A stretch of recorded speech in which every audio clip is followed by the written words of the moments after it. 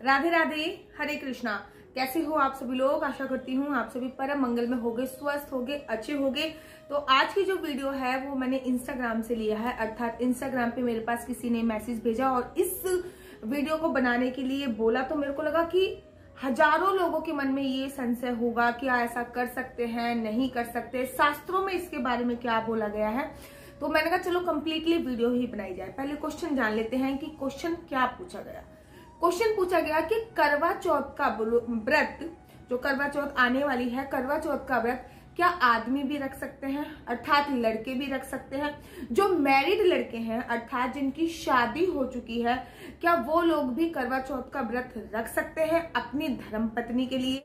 अपनी धर्मपत्नी के लिए। तो पहले तो मैं हंसती उसको देखने के बाद, और हंसने के बाद मैंने देखो नाम तो नहीं लिया क्योंकि सबकी अपनी अपनी प्राइवेसी होती है, और मैंने भी उनका नाम नहीं मेंशन नहीं किया। लेकिन शास्त्र क्या कहते हैं पहले उस पे जान लेते हैं। शास्त्र के बारे में जब मैंने शास्त्रों में इसके बारे में पढ़ने की बहुत कोशिश करी, जब मैंने करवा चौथ के व्रत के बारे में पढ़ा, फिर उसके शास्त्र के बारे में पढ़ा कि भैया ज्योतिष में या फिर शास्त्रों में कहीं भी ऐसा कोई विधान है क्या, आदमी लोग भी औरत के लिए करवा चौथ का व्रत रख सकते हैं, या फिर पुरुष भी स्त्रियों के लिए करवा चौथ का व्रत रख सकते हैं? तो मुझे कहीं भी कुछ भी नहीं मिला।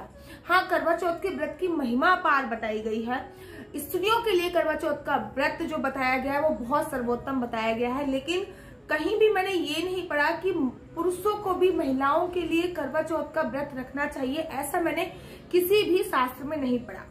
फिर मैंने दोबारा से ये पढ़ने की कोशिश की कि अगर पुरुष करवा चौथ का व्रत रख लेते हैं तो क्या उनको भी कोई फल नहीं मिलता? माना कि उनकी वजह से स्त्रियों को कोई फल नहीं मिल पा रहा है, कोई फल की प्राप्ति नहीं हो रही, लेकिन क्या पुरुष को भी कोई फल की प्राप्ति नहीं होती अगर पुरुष इस करवा चौथ का व्रत रख लेते हैं? तो मेरे को एक छोटी सी बात जानने के लिए मिली, जो बहुत कम ही शब्दों में लिखा था कि अगर कोई पुरुष करवा चौथ का व्रत करता है तो उसको बस इतने ही फल की प्राप्ति होगी जो चौथ का व्रत रखने से फल की प्राप्ति होती। व्रत रखने से और चांद को अर्घ देने से जितने भी फल की प्राप्ति होती है, जितने भी पुण्य की प्राप्ति होती है, पुरुष को उस फल की, उस पुण्य की प्राप्ति अवश्य होगी। इतना तो वहां पे मेंशन किया हुआ था, लेकिन इससे ज्यादा कि आपको व्रत रखना चाहिए या नहीं रखना चाहिए कुछ भी मेंशन नहीं किया गया था। अब बात कर लेते हैं भावनात्मक रूप से। अगर आप भावनात्मक रूप से व्रत रखना चाह रहे हैं, जैसे कि मेरे साथ हुआ था जब मेरी शादी की पहले ही करवा चौथ थी, तो मेरे हस्बैंड ने कहा कि मुझे व्रत रखना है। मैंने उनसे बोला कि ये शास्त्र विरुद्ध बातें हैं, कोई भी पुरुष स्त्री के लिए व्रत नहीं रखता और ये शास्त्रों के विरुद्ध है। तो उन्होंने बोला कि नहीं, मैं भी रखना चाहता हूँ, जब मेरी धर्मपत्नी भूखी रह सकती है तो मैं भी भूखा रह सकता हूँ।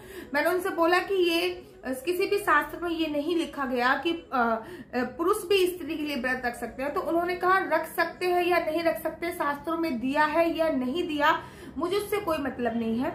मैं सिंपल से एक बात जानता हूँ कि अगर आप मेरे लिए व्रत रख सकती हो, मेरे लिए भूखी प्यासी रह सकती हो, पूजा अर्चना वंदना कर सकती हो, तो मैं भी तो आपके लिए व्रत रख सकता हूँ, भूखा प्यासा रह सकता हूँ, चाहे उस फल की प्राप्ति आपके लिए हो चाहे ना हो। लेकिन मैं इसलिए व्रत रखना चाहता हूँ कि मेरी धर्मपत्नी भूखी प्यासी है और मैं खाना खा रहा हूँ, ये मुझे अच्छा नहीं लगता। तो उन्होंने मुझे 2-3 एग्जाम्पल दिए, जैसे कि उन्होंने श्री अमिताभ बच्चन जी का एग्जाम्पल दिया कि वो जया बच्चन के लिए कब से व्रत रख रहे हैं। माना कि मैं तुम्हारी आरती नहीं उतारूंगा, तुम्हारे चरण नहीं छूऊंगा, लेकिन मैं तुम्हारे लिए साथ भूखा रह के ये करना चाहता हूँ भावनात्मक रूप से। आज शादी को 3 साल होने वाले हैं, लगभग तीसरी करवा चौथ मेरी आने वाली है, और अभी भी ये व्रत डेफिनेटली रखेंगे। और मैंने कभी कुछ इंसिस्ट नहीं किया, इनफैक्ट मैंने तो मना ही करा था उनको व्रत रखने के लिए, लेकिन इन्होंने रखा और शादी के 2 साल तक इन्होंने रखा, और अब तीसरे साल भी ये डेफिनेटली रखेंगे ही रखेंगे। और वो व्रत जो हमारे घर पे जिस हिसाब से रखा जाता है वैसे ही रखते हैं, अर्थात मायके से व्रत उठाया जाता है। पहला व्रत मायके से ही उठाया जाता है हमेशा। और तो मेरे मायके में रूल्स ये होता है कि बिल्कुल भी पानी नहीं पीते हैं, अर्थात सरगी भी नहीं खाते हैं। सुबह सुबह जो उठ के सरगी खाई जाती है वो भी नहीं खाई जाती, और उसके बाद सरगी भी नहीं खाई जाती सुबह सुबह।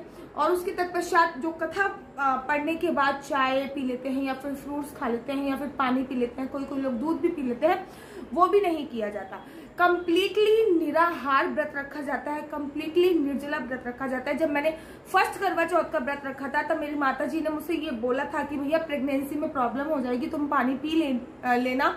लेकिन मेरे हस्बैंड ने मुझसे ये बोला कि मेरे को ये बताओ शास्त्रों में व्रत को लेके क्या बोला गया है। मैंने कहा शास्त्रों में निर्जला व्रत अर्थात बोला गया है कि पानी भी नहीं पिया जाता, इसलिए इस व्रत को कठिन व्रतों की श्रेणी में रखा जाता है। तो उन्होंने कहा जब जो शास्त्रों में लिखा है वो करो, ठीक है ना। ये मत बोलो कि हमारे घर पे ये रूल है, इनके घर पे ये रूल है, उनके घर पे रूल है, और तुम्हारी मम्मी कैसी रहती हैं। तो मैंने उनको बताया कि मेरी मम्मी की भैया एज अभी भी 60+ हो रही है, लेकिन वो अभी भी निराहार ही रहती है, निर्जला रहती है, पानी भी नहीं पीती। मतलब रात को 12 बजे से लेकर अगले दिन चांद निकलने के बाद ही वो पानी ग्रहण करती हैं। कथा पढ़ने के बाद भी कोई अन्य जल ग्रहण नहीं करती हैं।